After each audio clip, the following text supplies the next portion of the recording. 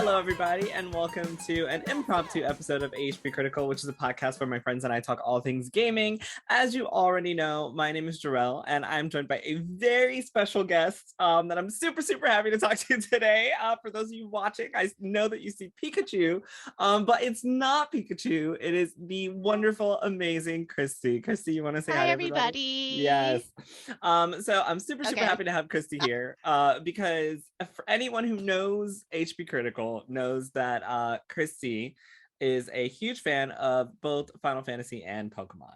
And today we are going to be talking about the Pokemon trailer that dropped yesterday. Was it yesterday? No, the day before? No, 2 days ago on a Tuesday. So the Pokemon trailer that dropped on Tuesday for Pokemon Scarlet and Violet, and of course the state of play that just happened yesterday evening, which was pretty packed, and we couldn't not talk about it. We couldn't wait. I couldn't wait until next week to talk about it. And I'm so happy I have Kristie because I know that she loves a lot of the things that I also love. So I'm very, very excited to get right into things. So the first thing that I want to jump into, of course, is the Pokemon trailer. So for anyone who has not seen the Pokemon trailer, by the time that you're listening to this, you can actually go to hpcritical.com and you will see that we have the trailer with an article that I wrote that is titled The Best and Worst of the Pokemon Scarlet and Violet trailer. So if you want to know what my specific thoughts were on everything in the trailer, you can totally just go to hpcritical.com. In the meantime, Kristie, you saw the trailer, right? Huh? I did. Jerel has thoughts. I do. Thoughts about the Pokemon trailer. I have a lot of thoughts about the Pokemon trailer. I'm so excited to talk about them. You are fine. Yeah, so let's first talk about, oh my God, wait, let me see the cup. Oh my God, I love it. It's Final Fantasy themed. So I had to get a Pikachu and a Moogle. I had to represent, okay? I love it. Oh my God. I'm wearing my Pikachu shirt, but I don't have, oh, well, I do have Shiva from FF14 in the corner, so I got a little bit of both. So yeah, let's first talk about the Pokemon Scarlet and Violet trailer. We had a ton of new reveals. I don't know if a ton is proper, but we did have some new reveals. I know we got to see, and if there's anything that I missed, please let me know. I know that we got to see the starter Pokemon. We got to see a little bit of their personalities. This was, I think, the first time that we've seen them in action. And yes, I think so too. I think we finally got to see a bit of their personality. There was like a lot of guesswork beforehand about their personality.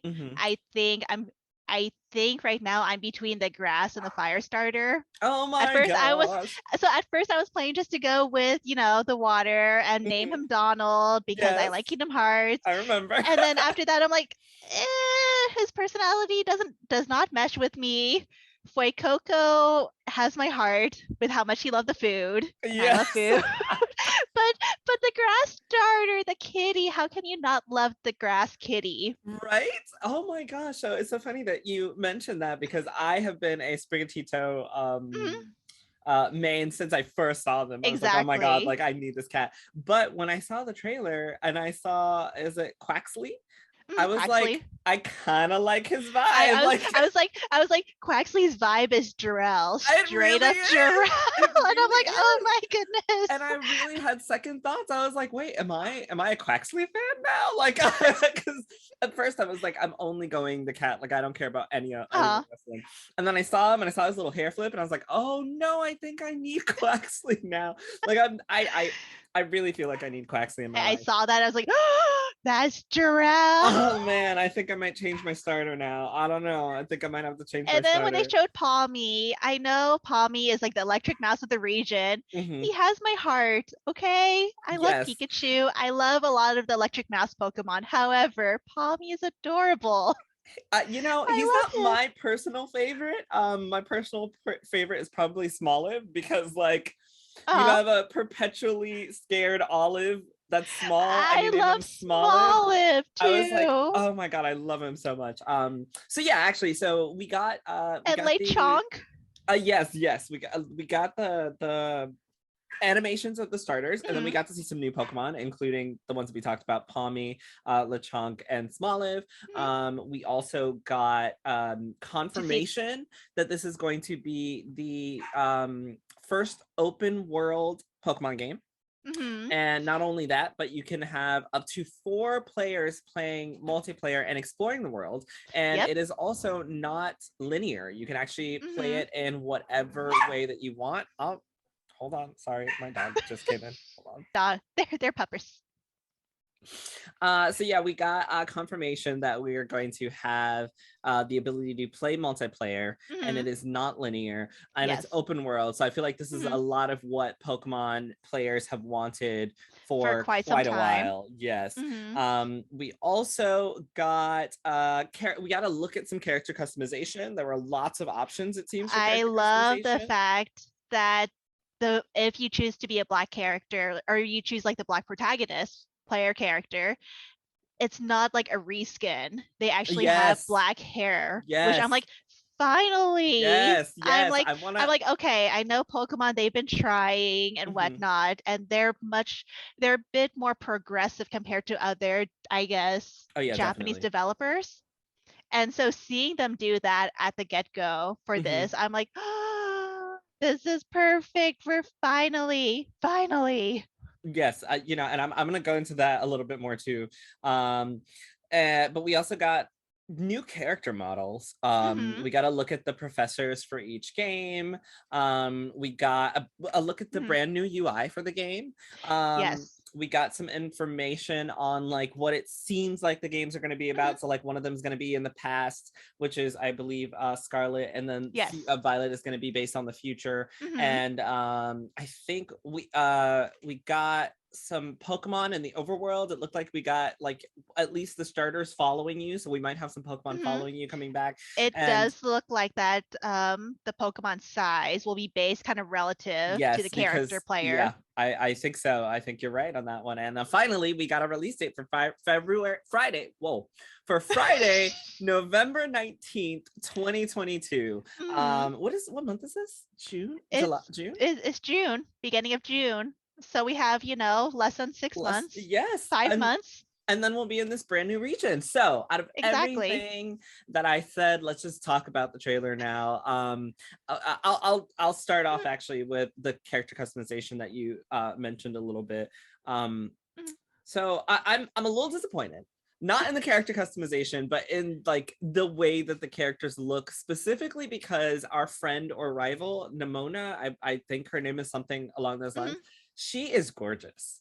She looks older than us. But that's what I was like, exactly. I'm like, why are we it's the reason why I adore Black and White, is because you're playing as like a 16-year-old. And I feel like with this game, we're playing as a 10-year-old. However, our friend, she looks more like to be like 13, 14. Exactly. So that's actually where I was going with this. It was a little frustrating to see all of the, obviously the professors are older. All the trainer, well, our rival is obviously older than us. And then you have like the little kid, and I was like, if only Pokemon took us back to that game where we could be a little bit older, because I think that these characters actually look younger than the Sword and Shield characters, in my opinion. They do. They definitely do. That's what I liked about Sword and Shield, because I was like, okay, well, we look like we're a little bit older. I like that, the game allows for you to play a little older protagonist, but still be, around that age range. But now it looks like everyone else is growing up and we're not. I think what I would like to see in the next Pokemon game is like having them kind of select kind of your age, like different character models based on your age. I feel like that might be the next step. Yes. But I guess we'll wait and see. I mean, it did take them a while to introduce like different skin tones into the game. That actually would be a brilliant idea. Oh my God, Kristie. Like, yes. Like, give us the option to play, Pokemon Company. Hire Please Kristie. Listen to us. Yes. Please listen to us. Please. Yes. Please. But yeah, I really think that would actually be a great addition to just be able to choose your age range. But as far as customization goes, like you said everything. I have actually nothing else to add to that. Like, it was just so great to see the diversity in the game. And to see the new hairstyles for the Black characters, because Legends Arceus, never mind. I don't want to talk about old Pokemon games. I just want to be excited about this new one. So yeah, the character customization was such a standout for me. The personalities of the starters was such a standout for me.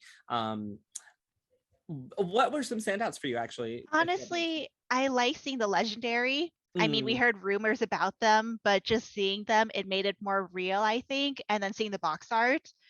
But what stood out to me was going onto the field and seeing that the Pokemon sizes, mm, they're they're trying to scale the Pokemon size based on your player character, which I appreciate because I know like for the longest time that was something that we've wanted to see was how Pokemon would look on the field. And I mm-hmm, know, I believe, what was it? Oh, in Diamond? No, in the Let's Go. You just mm-hmm, saw mm-hmm. them and whatnot. And I'm like, okay. And it was nice seeing it in Legends of Arceus as well too, seeing that, oh, this Pokemon is huge Yes. compared to the player character. Okie dokie, we're going to avoid that Pokemon. Oh, look at the cute little Eevee. Yes.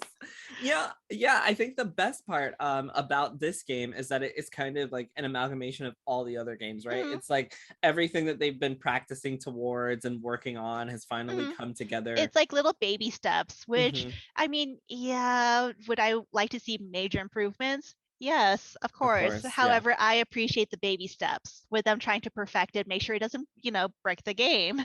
Yeah. So how do you But feel about the oh, I'm sorry, go ahead. oh, I was going to say, but the only thing is that what I did like about this trailer was that they showed what Pokemons will be returning so far. Mm-hmm. Mm-hmm. We have confirmation that we'll be seeing a Larvitar for sure. I think it was like Cherubi, right? Is what we saw in the field. I remember seeing a Venonat Yeah, and a Lurantis yeah. and I don't know, a lot.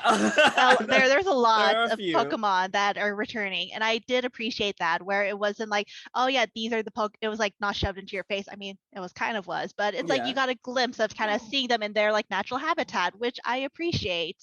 And the other thing also about that was that we got Pokemon from Hmm. different regions as well. We got I think it's Choodle is the name of the one from Sword and Shield. So Yes, and then Choodle. we got, Venonat from like Gen Hmm. 1, and we got Lurantis from whatever gen it was. Like, so It I was really from Sun and Moon. appreciated that we were able to see Pokemon from different generations. Um, Exactly. so that we know that they're all kind of going to be included in Hmm. the Pokedex this time around. So that was Hmm. awesome. Is there anything that you personally didn't like from the I wasn't a UI? fan of the UI with the battle system. I feel like I felt it was a step back from Sword and Shield. And even more so, I mean, compared to what we have seen from Sword and Shield and then Arceus, I feel like it's a step back, in my opinion. Yeah, I completely agree. It's too bland, but at the same time, it's like, well, I get it. It's still early. However, I'm like, I kind of wish it was more oomph to it, if that makes any sense. I actually don't even think it's early. We've got 6 months, less than 6 months. Like, I don't think it's early. I feel like we're I we're was like, they getting can what we do it. see. Um, yeah, it was a disappointment for me as well. The UI. I prefer the really like sleek minimalist UI of Sword and Hmm. Shield. And even the UI of Arceus that was like out of the way, super Hmm. easy, convenient for players. You just scroll through, like everything there was like really well done. This one just is, to me, it's actually too colorful. Like, it's too in your face. It's too Really? much. Yeah, I prefer the black and white of Sword and Shield, because that felt more grown up, along Hmm. with like the character models. And then this just feels more childish, I guess, and like not in a condescending way, but this does seem more childish to me. Like, your character is Hmm. grown down and the UI is more colorful. It's more like, vibrant. It's very like, this is here, this is there. You got the Granted, squares, like. I feel like because it's a new team with Mm, Junichi Matsuda, he's like now leaving Grain Free, going to the Pokemon Company. I feel like we're going to be seeing a new take on Pokemon with it's going to start with this generation yeah. and then it's going to keep evolving. So I'm curious to see if this is like their tester to see, and then only from here, I mean, it will only improve. Yeah, of course. Hopefully. Yeah. Well, hopefully, yes. Hopefully. So Hopefully. what did you think of the starters? I mean, I'm not the starters, the legendaries. I'm sorry. I like it. I'm actually glad I'm going with Pokemon Violet because I do like the electric. I've always been a fan of electric Pokemon, so Okay. I like it. I mean, at first the designs grew on me. How's that? Oh yeah. Especially after seeing like all the legendaries throughout the years and whatnot. It's it's grown on me. I'm kind of curious to see what what the lore is, what their backstory will be like. Yeah. So it's more like waiting to see.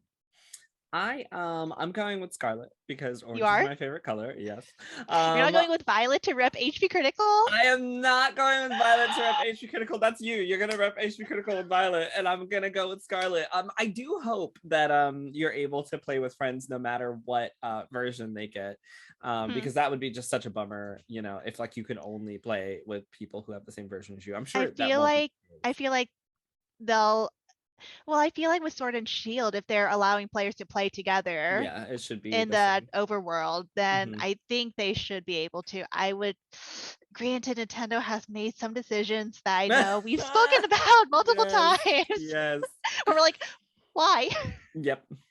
So I mean, hopefully that both versions will be compatible with each other in the Yeah. overworld. Hopefully, fingers crossed. I liked I like the legendaries. I think they're better than the legendaries in Arceus. I really didn't like them. Or rather, yeah, was it Palkia or whichever ones were in Arceus? I didn't like them.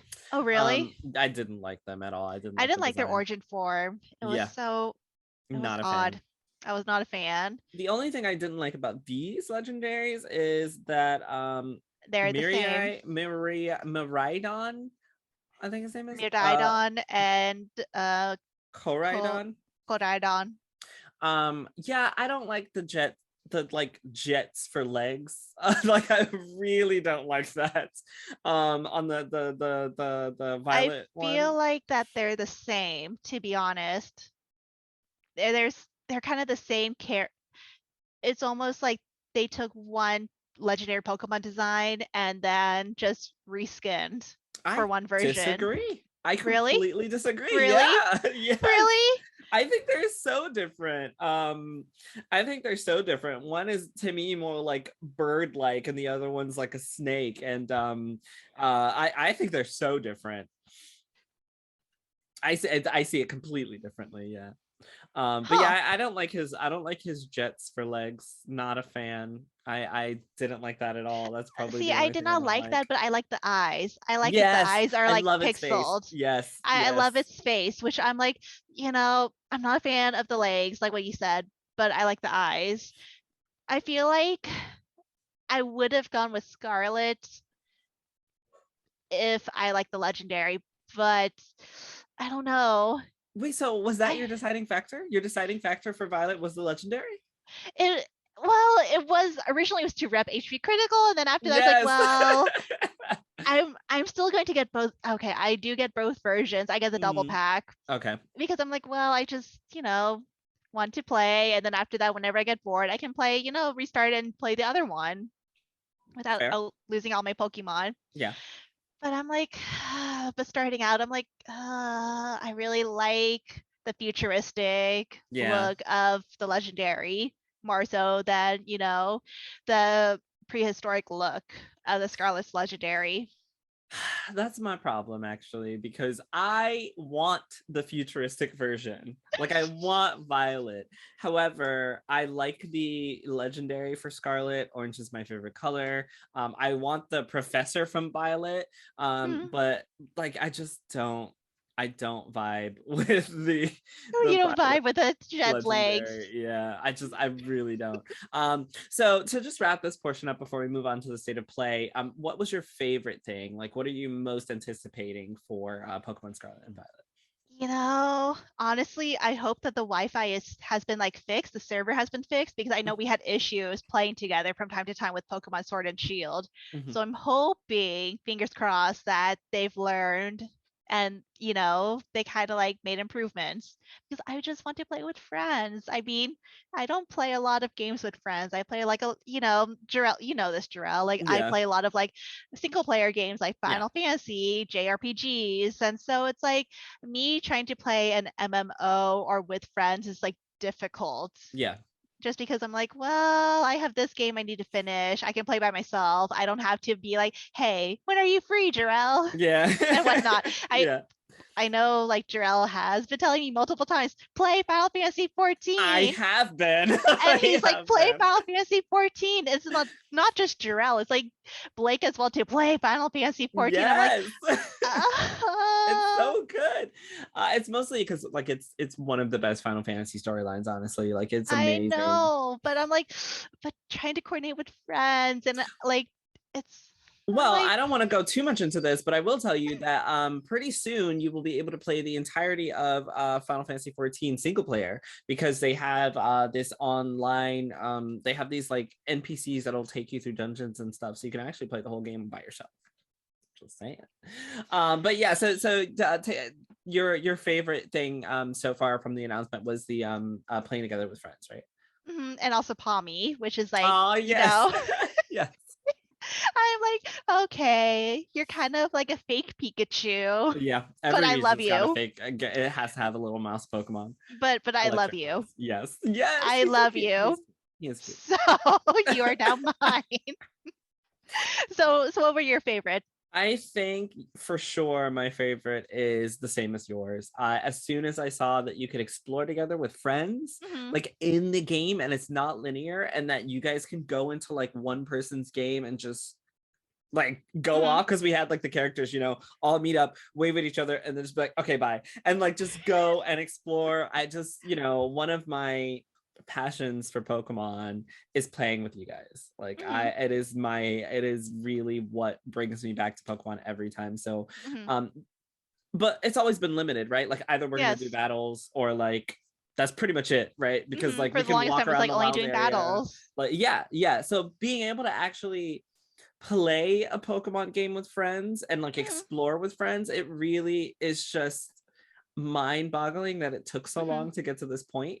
But it is probably my most anticipated feature. Like I get to have my own like 10-year-old, like if I'm a 10-year-old, I get to have my own Pokemon adventure with 3 of my best friends and like explore the world together. Like that is what Pokemon is about. So being able to Exactly. give players the opportunity to do that Mm-hmm. has just been like, I just want this game so bad. Like I am so ready to wake up every Saturday morning and like explore Pokemon and be like, Kristie, get online. Get online. We're going. We're going adventuring. Grab your Pokemon. We're going adventuring all Grab your day. Pikachu. Grab your Pikachu. And grab your Palmy. And we're just gonna adventure all day and like just run around, do gyms, catch Pokemon, and just have fun. Mm-hmm. Like that is literally what I'm anticipating so much. Just waking up on a weekend and like playing with you Mm-hmm. and Brandon and Marissa and everyone at HPCritical and just like, come on, guys, like we're going on a Pokemon. Right. Like I'm so Right. excited for It'll be this. fun. And Yes. just like seeing what people do in that Yes. area will be Mhm. interesting as well too, because I know everybody we play Pokemon differently. Mhm. Like for me, I'm like I have my set team. I have to look a certain way. I know Same. Jerel has to always look fashionable. He has Yes. to always have the cutest darn Pokemon on his team. Yes. It has to be perfection. 100% true. Like everything So it'll be fun to see what everybody does. I Yeah. know, like for Brandon, the first thing he does is like for Sword and Shield was to get like a makeover, was to change the outfit and everything. Yes.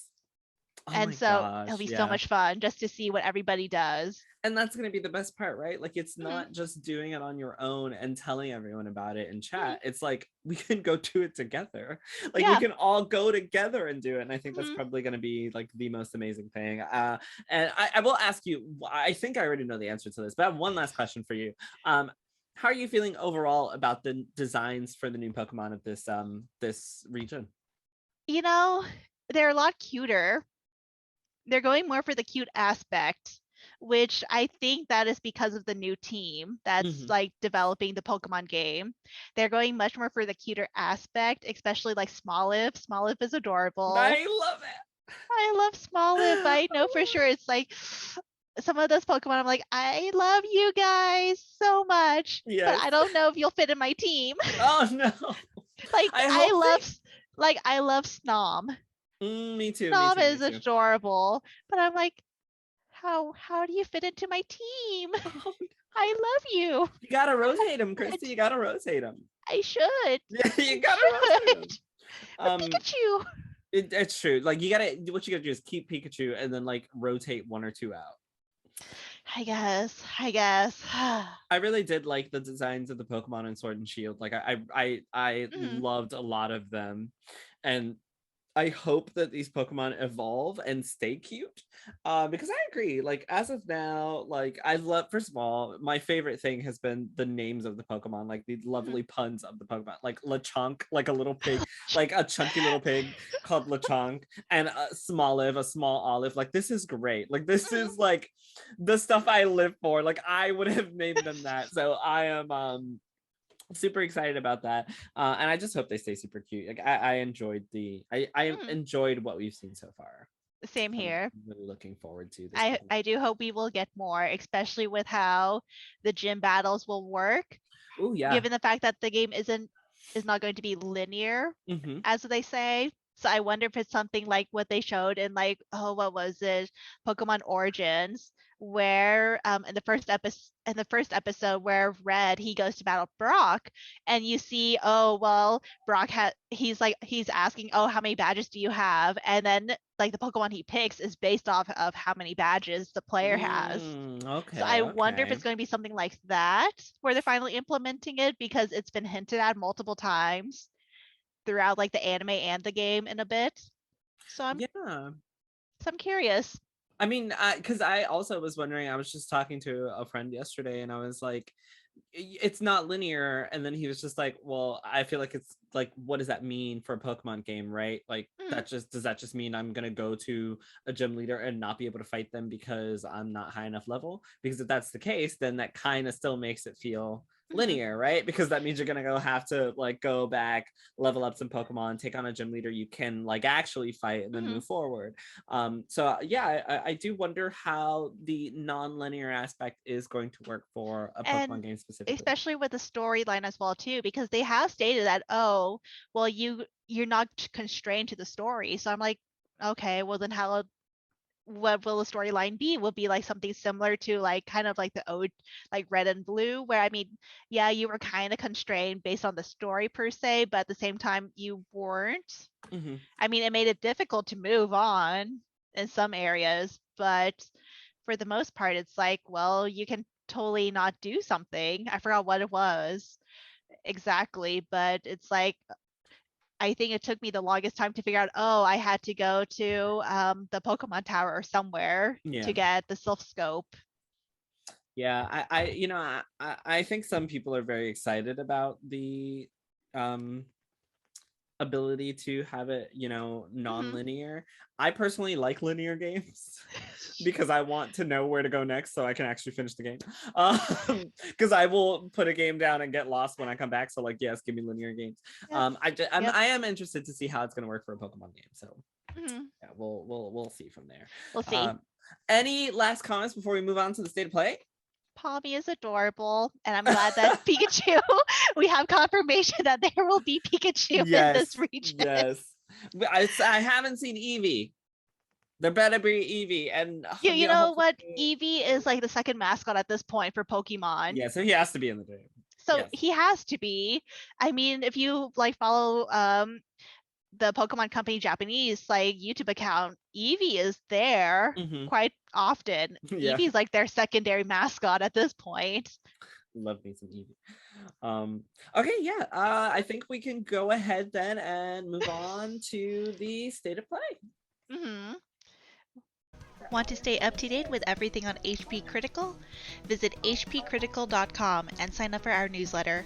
Follow us on Facebook and Instagram at HPCritical and on Twitter at critical_HP to keep you up to date on our articles, tournaments, events, and more. We also have a Patreon. If you like what we are doing and want to show your support, consider becoming a patron at patreon.com twitch.tv/HPCritical or using your free Twitch Prime sub at twitch.tv/HPCritical. Okay. Mm-hmm. It is now time to move on to the PlayStation State of Play for June 2022. I'll mention everything that was announced. They learned their lesson.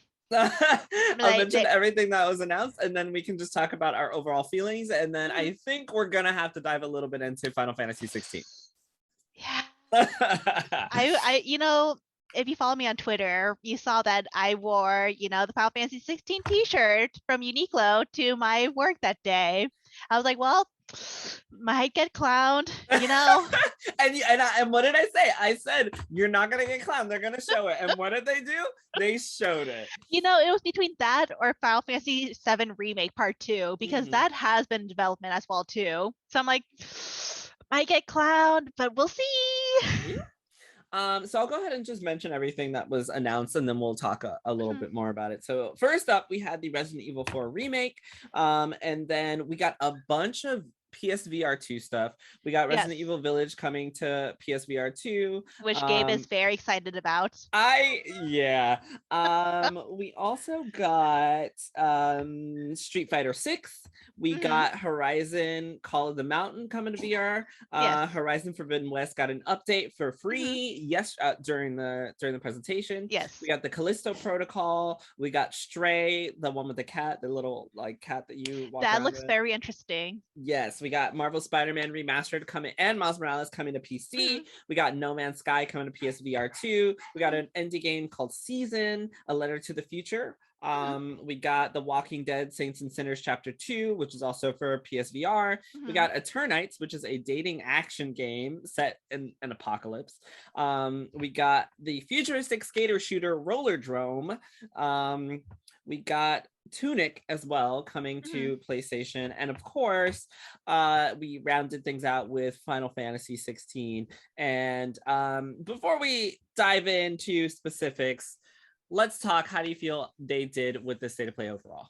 They did pretty well. They kind of learned through kind of like their missteps, and I think they kind of figured like what worked for them, which is like what Nintendo figured out what worked for them. You start with your strongest game, you end with also your strongest game, so that way it's memorable. Yes, and they did exactly that. I agree. When they started off with Resident Evil 4, I turned to my brother, and then I saw it within 1 second. I was like, that's Resident Evil 4. Yes. I saw it, as like, that's Resident Evil 4, and he's like, what really? I was like, yep. And then after that, they on the screen, Resident Evil 4. I was like, yep, Resident Evil 4. Yep, there we go. So I'm curious to see what they're going to do with the game, because they said it's going to be reimagined. Overall, I like the flow. I think they kind of figured it out. Compared to previous State of Plays, it was like a hit or miss for me personally. Some were better than others. Some were like, nope. There weren't any games I liked. I did like that they ended with a statement from Yoshi P, and then after that going into Final Fantasy 16. And then Tunic still looks adorable, and I still want to play it. And I still need to find time to play so many games. So were there any standout games for you? Tunic is adorable. I do want to play it. A lot of the games in between, I'm like kind of mostly because I have so many games in my backlog that I'm like, I don't want to commit to a game and buy it and then it's gonna be back in my backlog. It's like, I still have like some PS2 games in my backlog as well too. That I'm like, I need to plug in my PS2 and play them. I think Resident Evil 4 will be interesting to see what they're doing. Capcom has stated that it's a reimagined story of Resident Evil 4. But for the most part, seeing Final Fantasy 16, I mean, I've been waiting for that game for just some type of news, and seeing it finally, I'm like, okay.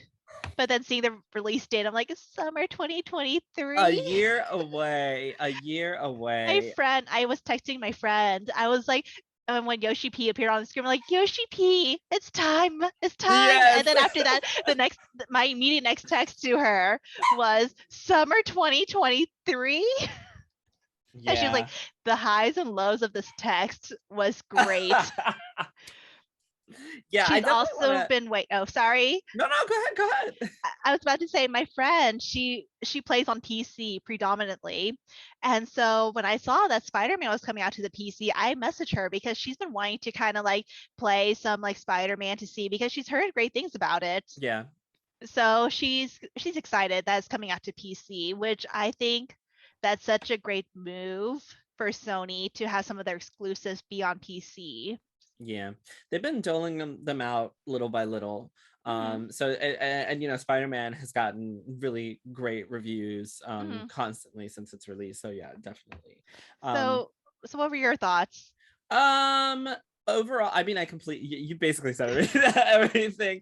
I completely agree with you. I think they really found their footing. I love that they still did a focus on indie games, because indie games are really sometimes you'll find like a diamond that you just really want to play. And Tunic is probably mine. I could have played it on the Xbox, but I just haven't touched it yet because of the same reasons, like backlog. But I think overall it was a really, really good presentation. It got me so excited for summer games. I was just talking on the last podcast about like not being excited for any games and like I don't know what to buy. I want to go buy a game. There's nothing to go buy. And then I watched this yesterday and I was like, well, now like I'm so excited for the gaming of summer, right? Like we just talked about Pokemon. So I was already excited for Pokemon. And then during this presentation, I've never played Resident Evil 4. So you haven't? Not, and I've heard Grayson's like it's the best. That's actually the first Resident Evil game I started with, and at the same time I couldn't really play. Like I still cannot play survival horror games. Resident Evil 4 is like the most I can handle, and every single time that something comes. Every single time and there's like a jump scare, I'm like, I know that's a jump scare. I still go yeah. And like my hand starts to shake too, and I'm like, But yeah, I have fond memories of that game. I mean, I had to phone a friend. I had to phone a friend, and then he was so mean to me. He was like, "You should shoot the water at the one spot." I don't know what. Okay, see, That means nothing to I've never really. Played, so I don't know what that means. But everyone I talk to is just like, yeah, Resident Evil 4 is one of the best Resident Evils in the franchise. So I am looking forward to Resident Evil 4. I don't really care for VR, so all the VR the VR just kind of went over me. I'm like, not a VR fan, so I didn't care for any of it. I was very intrigued by Street Fighter 6. I thought it looked great. So something that I specifically liked about Street Fighter 6 is Chun-Li's new look.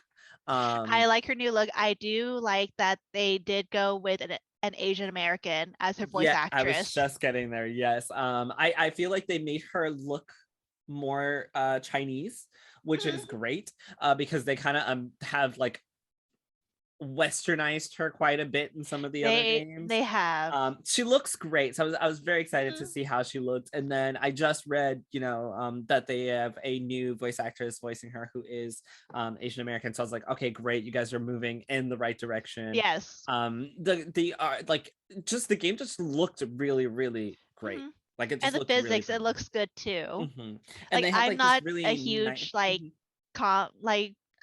fighter games. I'm not that great at them. Oh yeah. So I'm like, I'm like, it looks great. I think it's going to be great. I don't know what everybody else thinks.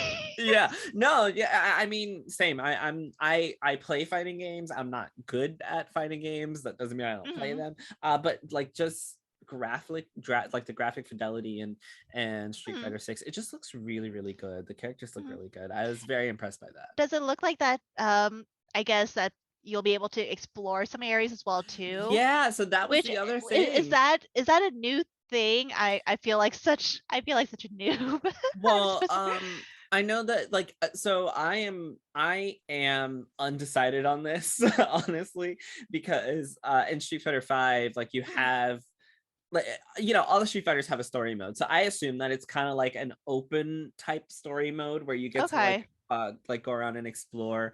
But it seemed more involved than what you fighting games usually have, because usually they'll just have like a story mode. You click on it, you go, like, you fight things, you see cutscenes, and like that's it. Yeah, that's what I thought. So I'm like, is this?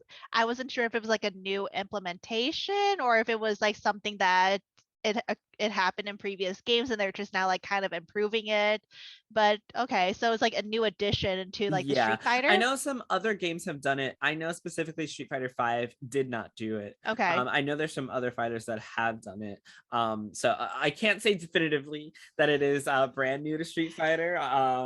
But it just looks really good. Like even that part, I was like, nice. I would play through this. Mm-hmm. I would play through this. So definitely Street Fighter 6 was one of them. Stray, I have wanted to play as a cat for forever. And then it looks so interesting. Yes. But at the same time, like, what is the story? But it looks so interesting. Not only does it look interesting, it is going to be free for PlayStation Plus Extra and Premium members. I am not an Extra or Premium member. But if I look towards becoming an Extra or Premium member, I was like, okay, that's great. Like, I would totally play this game for free. So yeah, that I was really excited about. The fact that it is going to be free for that subscription service is always awesome. And I think the Callisto Protocol, I don't play scary games, but it did look really cool. Eternite also. It looked interesting. Yeah, like I wasn't too sure what I thought about it, besides the fact that I'm like, it looks interesting. You know,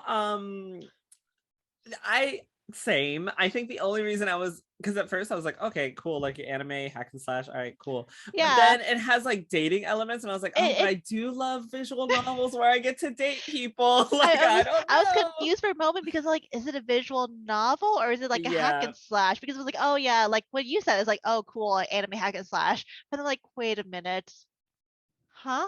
Yes, right. I was like, okay, I'm getting some kind, like some Persona vibes, like a little bit. So I was like, well, maybe I'll give it a chance down the road sometime. Like I did find the concept interesting. I do love visual novels. I do love dating sims. So I was like, I might have to date an anime. Like I might have to try Eternite out a little bit. But yeah, those were the standouts for me. And overall, I thought it was a great way to start Summer Game Fest. I thought it was a great way to start the gaming summer session.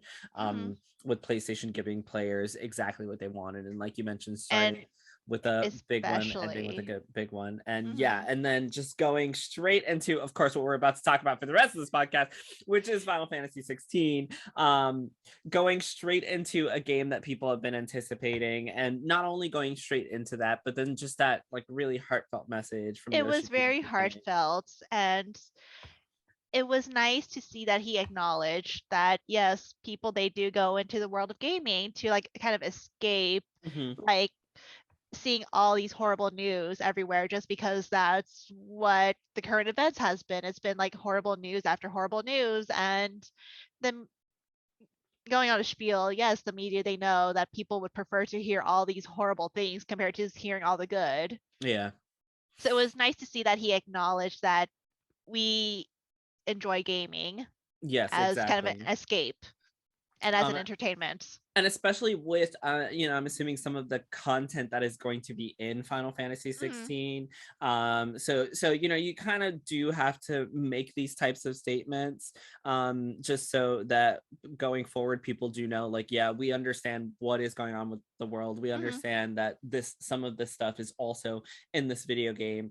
However, it is used as a form of entertainment and escape, and like it's it's an important message. It is, and it's nice seeing a developer acknowledge it, in my opinion.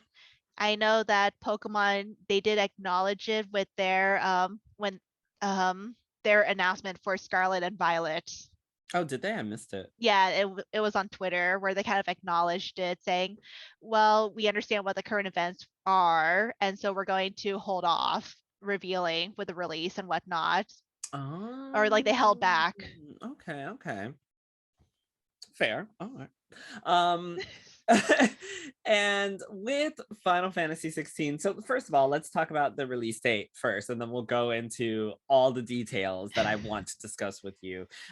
So you mentioned already it is summer 2023, which is a year from now. You talked At a little bit least. about how you feel about it. Did you want to go into further detail about how you feel about the release date? I feel like they learned a very hard lesson from Final Fantasy 15, where they had that big spectacle about the release date for the game, and then after that they had to make an announcement saying, hey, unfortunately we're not going to be able to do this, so we're going to push it back more. So I feel like right now they're giving over a year, at least over a year, and then just to polish the game. Yeah. Which I'm like, okay, fair. I understand. And but yeah, overall, really I'm quickly, like, let me just say a caveat to that is that they did mention that the game can currently be played from start to finish, yes, and they're just using this time to polish the game. It's mostly just to polish the game, which I am curious to see. I mean, from the trailer, yes, trailers, they're usually used from like old footage of the game and whatnot. So it did look rough from here and there. Okay. So I'm curious to see like how the improvements that will be made. And even then, with them saying summer 2023, it's easier for, even with the type of work that I do, is very similar to kind of like game developers, where it's easier for us to say, this is worst case scenario. Yeah. And then after that, be like, oh, guess what? We got this in earlier than we anticipated. It's better to say, hey, we're looking at a summer 2023 release date. And then after that, later down the line, being like, hey, guess what? We made improvements. Everything is working. It's coming early. Yeah. I don't know if I want to compare it to Nintendo and Xenoblade Chronicles 3 quite yet, where how they did the switch between Splatoon 3 and Xenoblade. Yeah. Because I don't know what the cycle was for the game, and what like the internal release date is. But knowing that it's summer 2023, I'm like, okay, I'm comfortable with that. At least we know a time frame for now. It's not a hard set release date. Fans, they know for sure. Sorry. You're fine. I feel like that fans, they have a set time frame now to look forward to. And if anything, if, they feel like the game is polished to a certain point, they can always come back and be like, hey, guess what? We feel comfortable releasing the game earlier. And then it'll be like, surprise! Guess what? It's ready. Yeah. For me, summer 2023, the first time I watched the trailer, I was like, a year, oh my god. And then I was like, you know what, no, that's actually fine. That tracks. That gives me an entire year to work on my backlog, because I know I'm dropping everything for this game.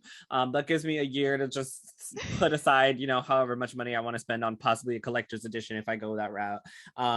That also gives them a year to actually do some decent marketing and advertising push for Final Fantasy 16, because we saw like one trailer and then heard nothing. And diehard Final Fantasy fans have been really on the where's the trailer, where's the game. But now this gives Square the next year to really just show off bits and pieces, show us what we're getting into with this game, get the proper marketing and advertising done for this game, and then just give it to players in the middle of summer next year when they're ready to go, middle of summer game fest. Like, I think a year out is actually really great, because if it would have been more than a year, I think it wouldn't have been okay, because we at that point we would have heard about the game so long ago that fans would have been waiting, I think, too long to get. I feel like that was an issue Square has always had.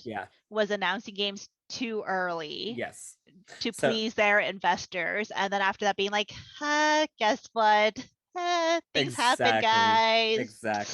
Exactly. Sorry. And that's why I think waiting until the game was completely playable from start to finish and then releasing it a year before its release, I think that was actually a really, really great idea. I think it went down really, really well. I know some fans, like I mentioned in the beginning, I was like, a year, but then I thought about it, I was like, this this is pretty good. Like I think that it's a great because most games are announced like a year before they come out most of the time. So I thought that was really, really, really, really good. Yeah. It gives them a lot of time, and then if anything happens like internally, they have time to fix. They're not like panicking saying, oh no, we have to. I mean, of course they're like still panicking that there's deadlines, but it's being like, okay, we have a time frame. I mean, because mostly summer you can go from like what, June until like end of August. Yep, you really can. Yes, you have that open window. So you've seen the trailer, Kristie. What were your initial impressions? I love it. The music is great. I like seeing the confirmation that it's gonna be the same composer from Final Fantasy XIV. I had a feeling from the very first trailer. I was like, I think it's the same composer. I'm pretty sure, because like with Square, because if you follow Square Enix games and Final Fantasy, the series, you know that, well, certain directors, they have their favorite composers and whatnot. Yep. So I'm like, I'm pretty sure it's going to be with that composer. And then it was so nice seeing confirmation, like, yes. Well, I totally knew it. Do you want to talk? So I was going to talk about development staff after we talked about our initial impressions, but do you want to talk about that first? It's totally up to you. I mean, you already started. It's totally up to you. I'm sorry. We can keep going. Okay, great. And whatnot. And just keep sputtering it throughout, because I like seeing the confirmation that, you know, we're getting the character designer from like Tactics, because I'm like, I knew it. I knew it. That's why I was like, yo, let's just talk about the development style really quick since we're here, because I also want to talk about this. So thank you for sending this to me, by the way, because guys, Kristie is the best. Like, I was busy yesterday and she sent me all the information for 16. So because like, shout out to Kristie because she's freaking awesome. Because I love I love Final Fantasy. Okay. I was so sad that I didn't buy the shirt for 16 yesterday. I was like, I should have bought this shirt. Brandon and I, when we were at Disney Springs and at Uniqlo, we were like, does Jerel? Brandon was like, I think Jerel got 16. I did and I was like, oh and I was like, I think Jerel got 16 as well too, because it was right there. We saw like right there in a small, and we're like, dang, I could have gotten it. And we were like, we think Jerel got it. We could have sworn Jerel said he got it. I did not, and I regretted it. When I saw you guys wearing your shirts, I was like, dang it, I should have gotten it. And then I saw the trailer and I was like, oh my god, I should have gotten it. But yeah, so let's talk about the development staff. We have Naoki Yoshida as the producer, who is of course the producer for Final Fantasy 14 Online, the director, excuse me. He's also done Dragon Quest X. And then we have Hiroshi Takai as the main director, who has done Final Fantasy V, Saga Frontier, and The Last Remnant. I've heard really good things about Saga Frontier. I have to play it, so I'll come back and talk about it. I've heard great things about. I heard mixed about The Last Remnant. I've heard great things about Saga Frontier. Yeah. And I've heard some decent things about Final Fantasy V as well too. So far what the trailer what we have seen, I like what I've seen. Story-wise, we got a little bit here and there. But so far, I like what I'm seeing.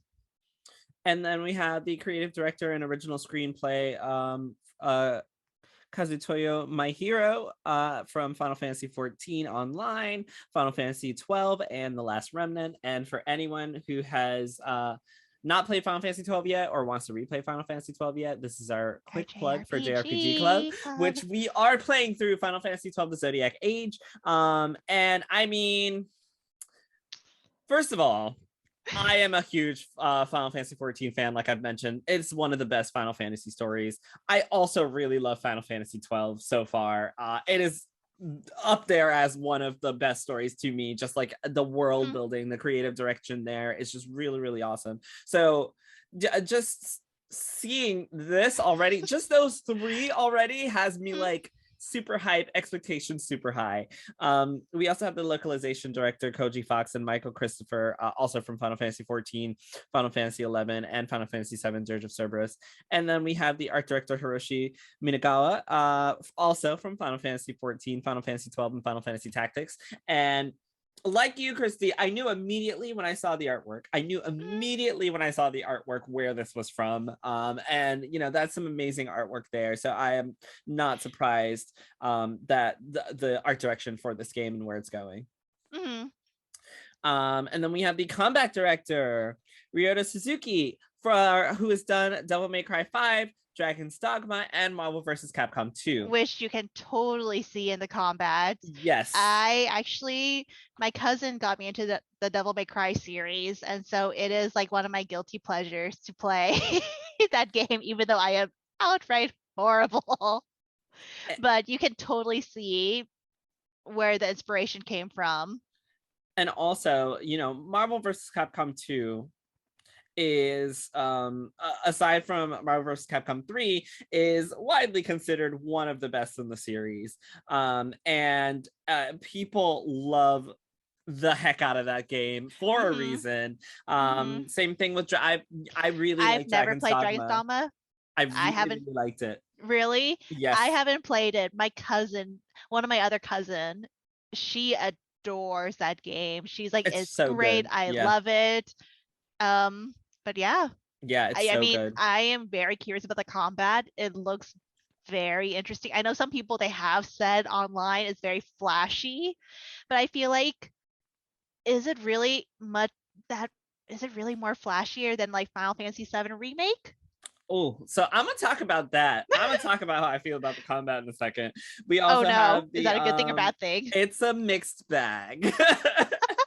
We also have the character design by Kazuya Takahashi from Final Fantasy XIV, Final Fantasy XI, and Final Fantasy X, which is also very apparent. And then finally, we have Masayoshi Soken as the composer, who, for anyone who plays Final Fantasy XIV knows how much I love the music in 14. It is one of the best. Like, when people ask me which Final Fantasy has the best music, I always say 14. Really? Mostly because 14 has a lot of music from the other Final Fantasy games. So it's kind of a cheat answer because it includes a lot of other Final Fantasy games. But some of the remixes and remakes that he does with the music is just astounding, and just the original soundtrack for 14. Like, I can give you 5 songs off the top of my head that are just so amazing, directly straight from 14. Like, Soken is wonderful. Anyone who has been following Final Fantasy 14 knows just how much the community loves him and his music, and just like, even like this man was working in his hospital bed with cancer on Final Fantasy XIV music. Like, and he did not stop. And like, the fans did this wonderful like choral arrangement for him, which like, and he talks just so much about how like the fans helped him get through that time. And so to see him continuing working on the music for Final Fantasy is just such a heartfelt thing. Like, it's so wonderful. Like, and just so much of the Final Fantasy 14 team is working on this game, that I know that the story is in good hands. I know that the art direction and everything else going forward is going to be in good hands. So that does excite me. Now, my initial impressions, not gonna lie, I saw it and the first thing I said was, I need to see more. I was not as hyped until I watched it like 3 times. Like, after the 3rd time, I was like, all right, I'm super hyped. Yes. Really? The first, yeah, really. And I think it's just because it is, to me, I don't want to say something that I've already seen before, but it kind of feels like something I've already seen before. Like, it seems like a very safe Final Fantasy, if that makes sense. Like, I think that we have games like Final Fantasy VII, Final Fantasy IX, Final Fantasy X, Final Fantasy 12, specifically Final Fantasy 12, Final Fantasy and 13, that really push the envelope for what a Final Fantasy game is, and really just, and even 10 too, like, they always really change what Final Fantasy is, and even going from 13 to 15. Like, 15 was the first of its kind. I feel like 16 is less of a progression of like the Final Fantasy name, and more of kind of what I really got Final Fantasy 14 and Final Fantasy 12 vibes from the trailer, which is not a bad thing. But it wasn't like fresh and new to me. I felt like it's more of a homage to Final Fantasy. There was one moment in the trailer when the moment that I saw like Jill and Clive talking to each other, I'm like, that reminded me specifically of the scene with Quistis and Squall talking to each other at the garden. I was like, oh, okay, I see it now. Yeah, and we just had Stranger Paradise, which is also like a homage to a bunch of different Final Fantasy. So yeah, and I mean, it is the 35th anniversary. So like, what better way to pay homage to the series than to do scenes like that in 16? So I wonder if 16 is supposed to be kind of like the homage game to celebrate the anniversary and whatnot. Possibly. And when I say that, I didn't hate it. Like, I really liked it. Like, I did like it. Jerel just sounds like a hater right now, yes, which happens quite often. Quite often, yes. I really did like it. I was just I don't know. I was just hoping for more, I guess, expecting more, but I really liked it. Now, by the third time I watched it, I was super excited. I feel like they're playing it safe because there were some scenes we've already have seen, and they didn't really disclose too much. It was just enough where we're like, okay, we know what the Empire is doing, and whatnot. It felt like more like a trailer to be like, hey, remember the first trailer, and it's like more like a continuation of that in a sense. Yeah. Rather than like, I guess, a re-reveal. I mean, it was like a re-reveal trailer, but it wasn't something where they had a lot of new information, I guess, per se. And the other thing too that I guess I was kind of hoping for and waiting on, which I didn't get, which I know I'm gonna get some flack for because I always get flack for when I say things like this. There have been 16 Final Fantasy games, and I'm still waiting for a black main character, or at least more black people in your party. It is very sad to that was my biggest problem. I wish that there was more diversity from what. Yeah, I was hoping. I mean, we were seeing the same character, a lot of the same character.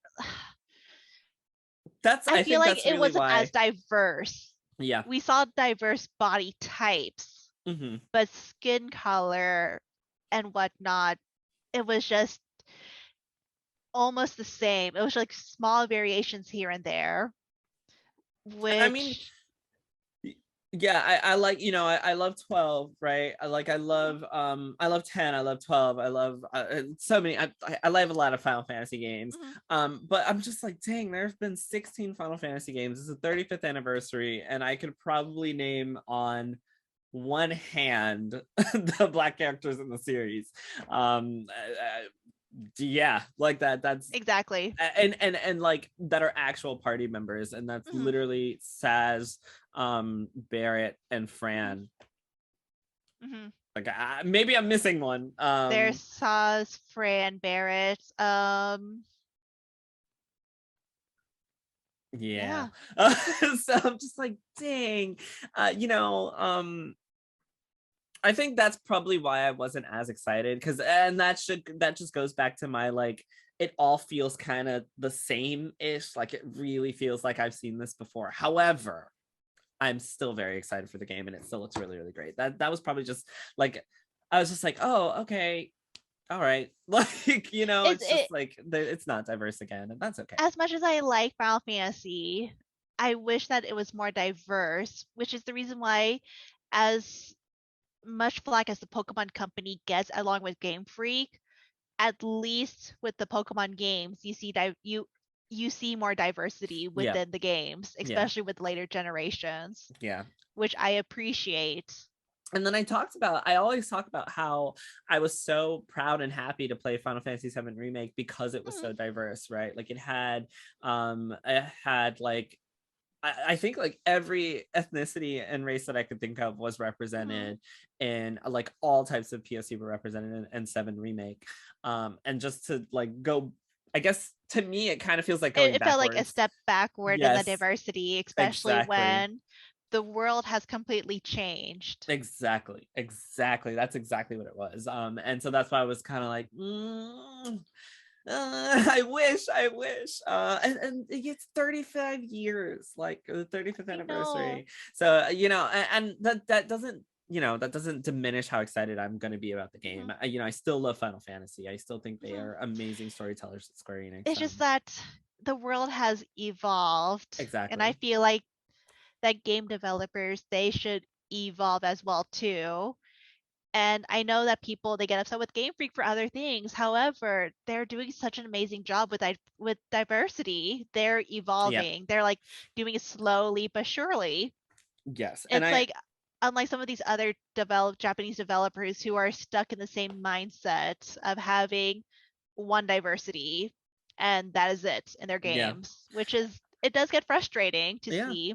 Especially if it's one of your favorite genres. Like, I love JRPGs. And even Final Fantasy XIV has some Black characters. And I specifically did say Black characters because I don't want nobody coming for me when they hear this. Yes, I specifically said Black characters because because there are other POC in Final Fantasy games. Like, yes, you do Asians are minorities, and we have a ton of Asian characters in Final Fantasy games, as we should. Like, every minority should be represented. You see a lot of them in JRPGs. Yes. However, it's like, even in Western games, you rarely see Black characters, which gets frustrating because you're like, come on.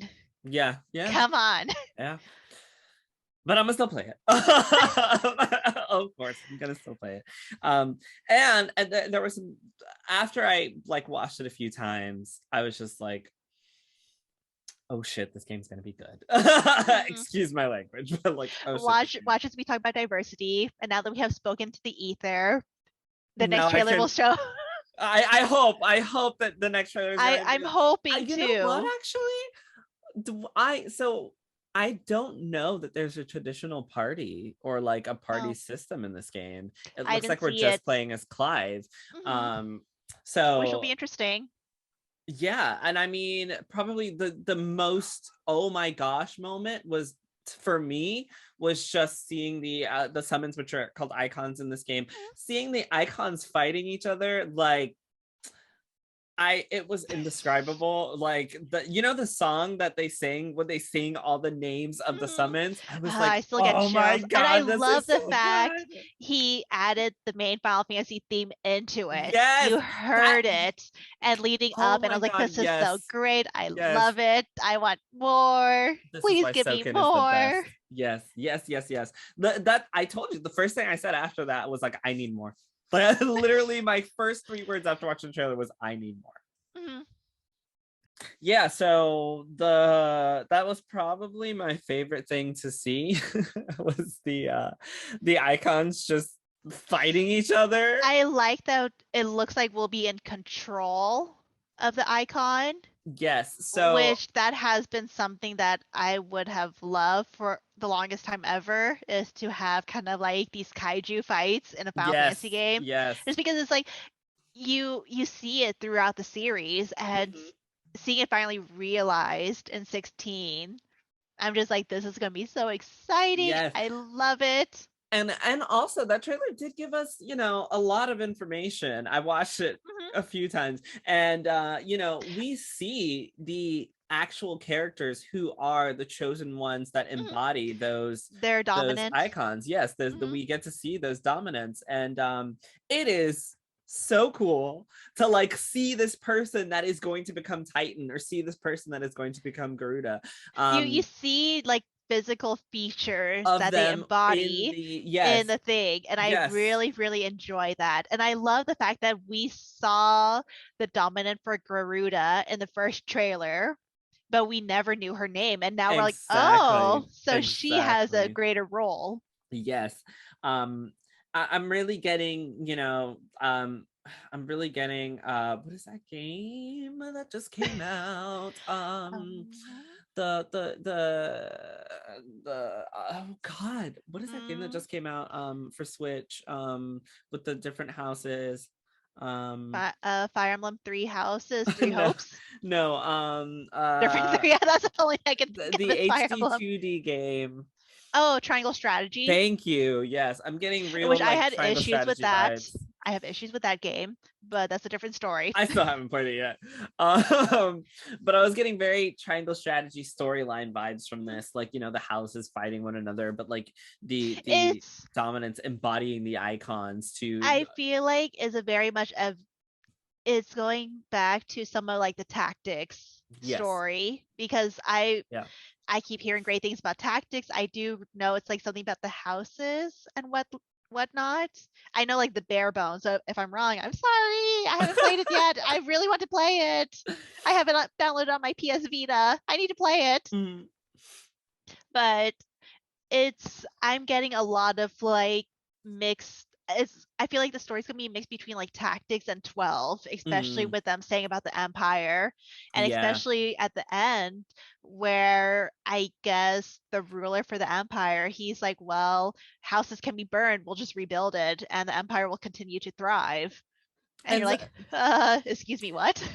But see, also, I think you're actually nailing what I was talking about earlier, which is why I was like, it kind of feels samey to me, because it does feel like something I've already played before. Obviously, I don't know because I haven't played through the game, but like all of these reasons are making me feel like, okay, this seems like something I've experienced before. And I feel like that's the reason why I feel like it's more like a homage game to the series.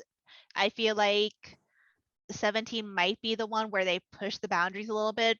However, I feel like 16 is doing that in its own way by not having like a party. Yeah. You just have Clive. You're just playing as Clive. I mean, of course, like this might be the only footage that we see because they want us to see it. But with how it looks like now, we're just playing as Clive. We're able to like shift through the icon's ability with Clive. So I don't know. Oh my God. It's So gonna be let's interesting talk to about see. that. Let's talk about that, because that was something that I was paying attention to, just the combat, and then being able to see Clive doing abilities from the different icons in battle. What did you think about the battle system? I don't know how I feel about the HP bar being so bit large. I don't know about that yet. I think it I feel like it's like I felt like it was very much heavily influenced. Hold on. Let me backtrack for a moment. I feel like that they saw the reception to Final Fantasy VII Remake, and I felt like they brought the combat director from, Capcom, from Devil May Cry, Dragon's Dogma, and Marvel vs. Capcom 2 into the series so that he can kind of enhance that. Because if you I've practically have seen the trailer almost like 30 times by now. But during the combat, it's like, well, you're able to kind of shift through the different attacks of each icon. And on top of that, I think there's another button that you press where you're able to do like elemental abilities as well too. So I'm curious to see how it all plays out. I'm very curious to see how magic works in this game. At first, when I saw like the UI for the combat, I was like, this looks kind of like more mobile gamey. But then now that I've been watching, kind of like paying attention, I'm like, I actually kind of like it. Okay. It's not bad. I'm just curious to see like how you can access the potions, how you can access like your magic. Well, on the bottom left hand, the potions are accessed by directional buttons. I think it's the right directional button. Okay. Yeah, I did see that too. So I wonder. So I'm kind of curious to see. To be honest, I kind of hope there's a demo. Oh God, yes, please. Like I kind of want to feel it out, to be honest, because it looks interesting. Like it took me the longest time to get through the combat for Stranger of Paradise. And so it might be the same for this game as well too. Yeah,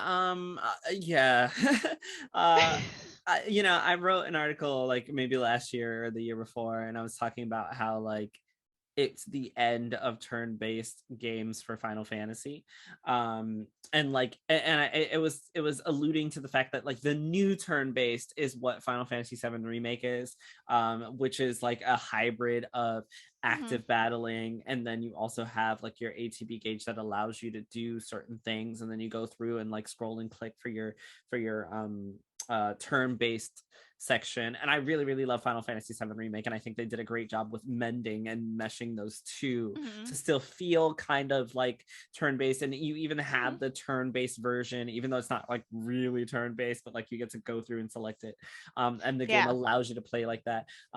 I think those options were great, and I think that 16 is like basically proof that we're moving forward. I don't think we're gonna go back. Yeah, they saw Final Fantasy 15 and said, how do we improve this even more, and also implement things that people like from Final Fantasy VII Remake into this game. Yeah, and I don't know how I feel about that. Really? I think I don't know. I feel like there was a lot of hope that with Persona 5 doing so well, that maybe turn-based and along with like Bravely Default. Yeah. However, I think I feel like with how it currently is, especially with kind of the populace or like the majority of like, or the general audience per se, I feel like I think Square, they don't want to stick with turn-based, mostly because it's turn-based takes time. It draws the game out longer than what I guess the general audience would prefer.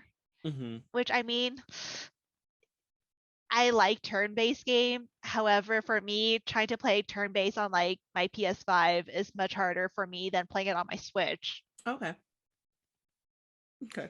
So I feel like I just broke Jerel's heart and smashed it to pieces here.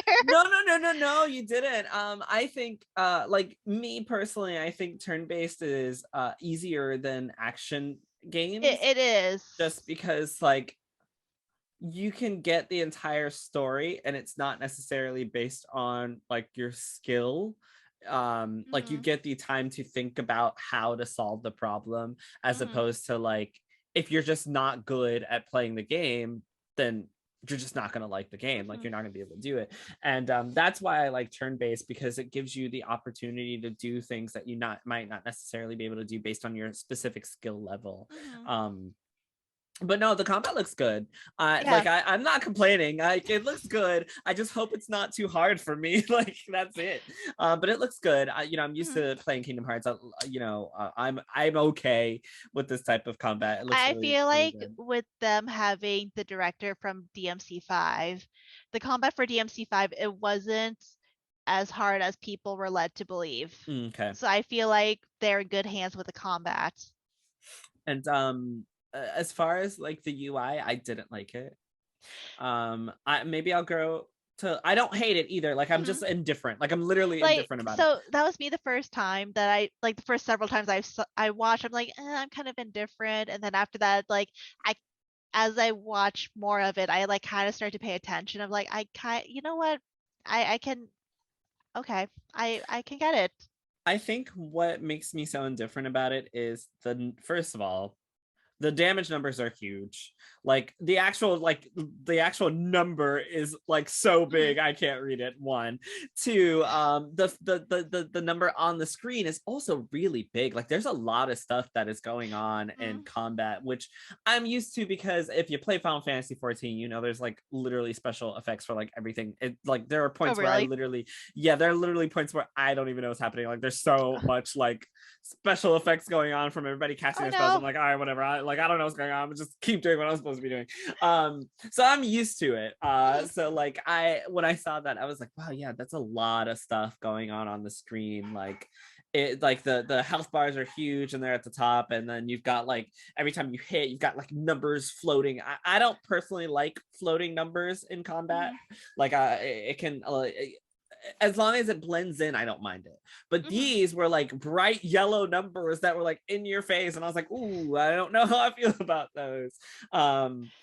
Okay, I did not like those. I figured, well, I guess they are UI. For some reason in my head, I did not equate those as being like UI. I mean, Yeah, because they're they would be. Yeah, I think they would Yeah. be.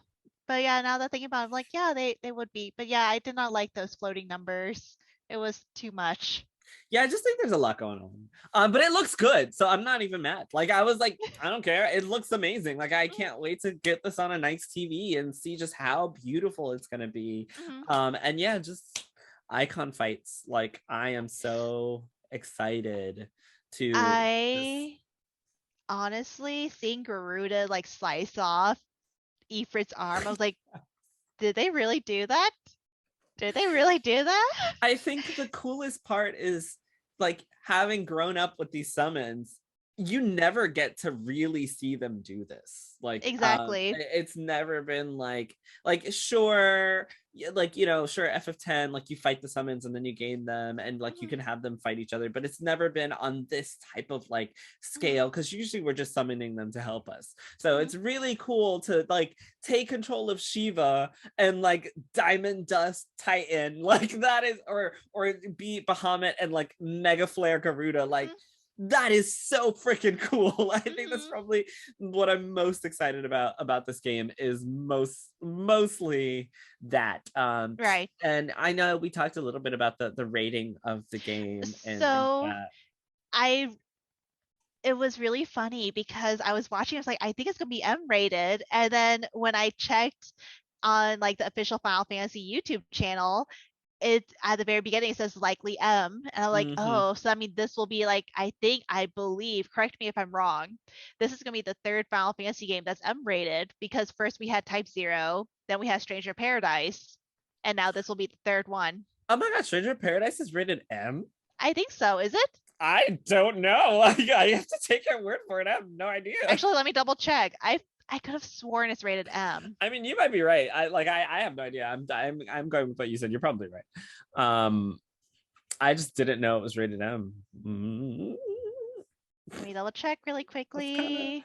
that's so funny. Like why it is, yeah. M for M17 plus, yeah. Blood and gore, strong language, suggestive themes, violence. Oh, okay. I just like I played a little bit of it and I did not think it was gonna be Really? rated M. Yeah, you're right. Wow. Type Zero makes Haha! sense.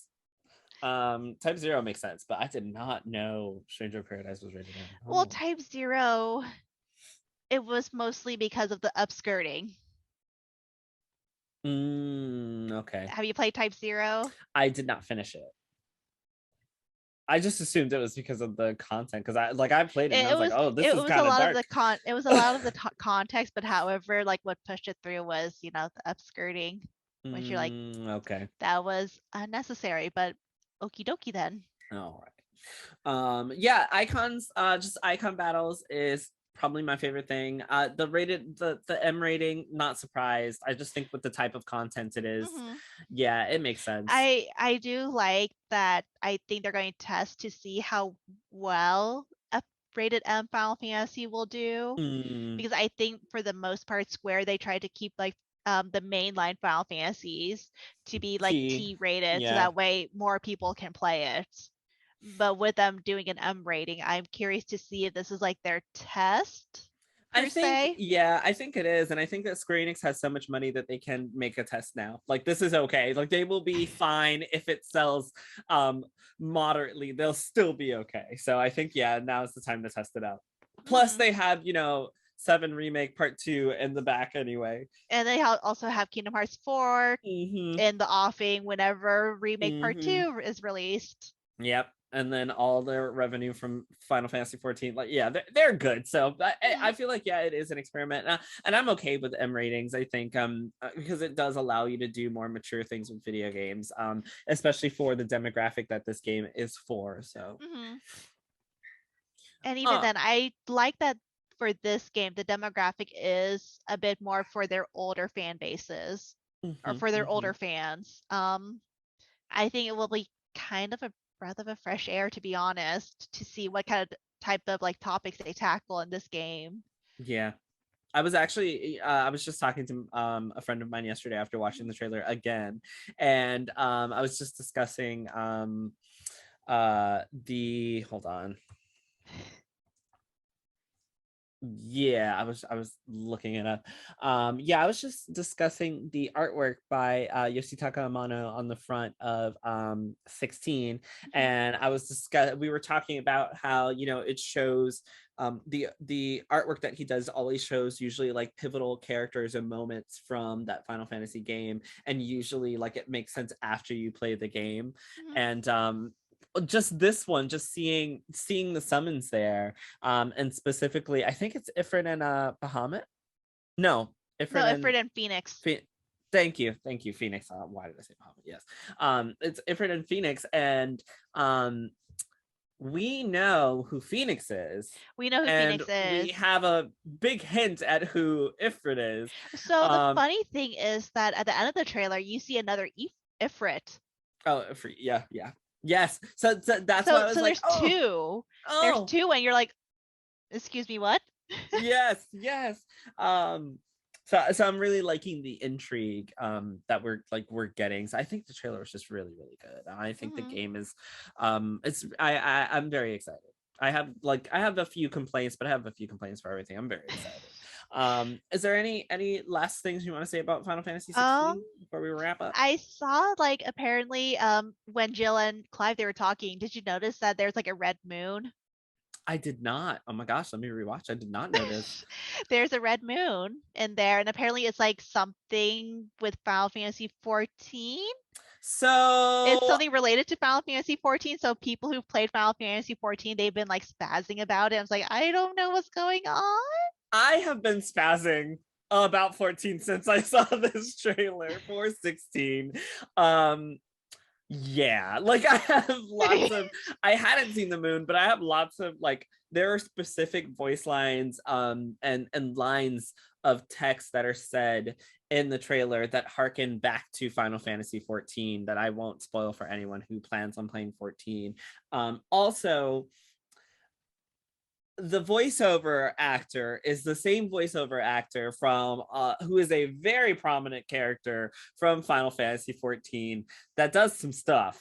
And like, I love how Jerel's like alluding to this because I still haven't played 14 and I need to, and he doesn't want to spoil it for me. Yeah, I don't want to spoil you or anyone who's listening, but like just I think, you know, as a homage, like if it is a homage to Final Fantasy and the 35th anniversary, etc., and everything that we've said before, the touches of Final Fantasy 14 are 100% in 16. Like you can see very clearly for anyone who's played 14 the influence there from Final Fantasy 14 in this new title. So I'm gonna have to go back and rewatch the trailer again now and discuss the red moon with some friends. Like, whoa.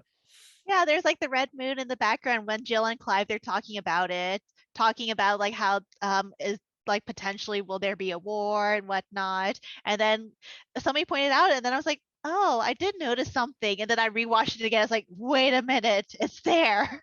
Yes, I'm gonna go watch it now.